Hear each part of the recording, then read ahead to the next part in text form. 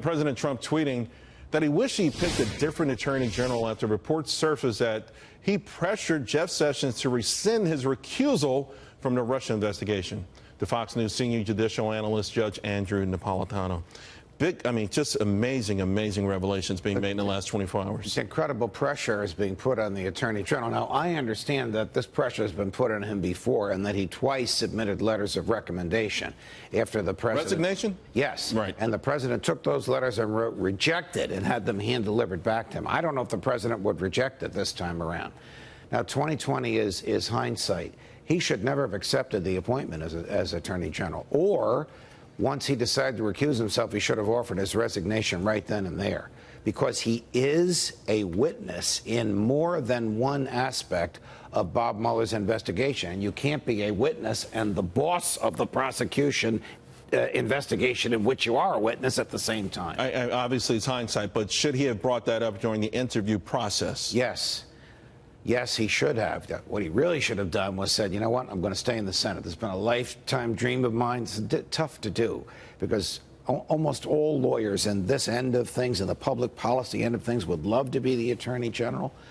But, Mr. President, I am just too intertwined in this Russian thing to be the Attorney General. Now, look, this is the most important investigation in the Justice Department right now. The Attorney General has nothing to do with it.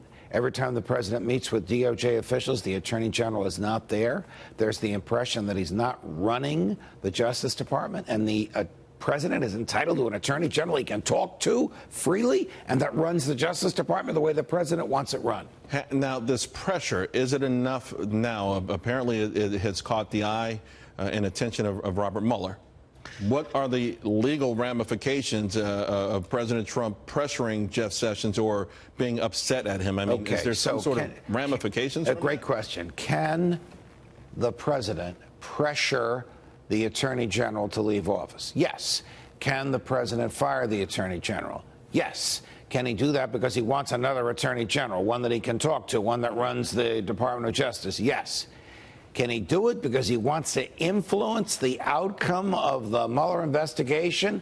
That would be very dangerous for the president. It is the purity of motivation that turns lawful behavior, firing Jim Comey, into obstruction of justice, firing him because he wouldn't stop investigating Mike Flynn, to give you an example. Could he pull his recusal? Is it too late? Has he crossed the Rubicon in that? He has. Okay. I think it would violate Department of Justice regulations. In fact, he's even deeper in as a witness now than we thought he was at the time of the recusal. Trey Gowdy, of course, was on television, and he said he understood President Trump's frustration with all of this, which sparked President Trump to put out a series of tweets making this another major news topic. So where does it go from here, then? There's so many different balls being juggled, and it's so hard for everyone to keep track of it all. Well, if the president were to fire Jeff Sessions, he'd have a very difficult time getting a new Attorney General confirmed. The acting Attorney General would be the same person that's running the Justice Department anyway, Rod Rosenstein. Under the law, the deputy becomes the acting. He could stay as the acting for the rest of Donald Trump's term. So I don't know what would actually be accomplished by firing Jeff Sessions other than removing him as a foil for the president. But to your point, if he submitted two resignation letters and they were rejected, and we've heard from a lot of people in President Trump's inner circle saying that Jeff Sessions won't be fired, can we take a sort of comfort in that and just know that President Trump occasionally will speak out loud or think out loud via Twitter saying, I think I made a huge mistake here? Yes. From time to time, I think he will do that. And as difficult it is for Jeff Sessions, I don't think he's going to submit another letter of resignation unless he's told they're going to fire you in 15 minutes. So if you want to resign, you can resign. What's a typical term? They don't usually ride, usually they last for a couple of years or so. They usually last, Eric Holder lasted for 4 years. Loretta Lynch lasted for 4 years in Barack Obama.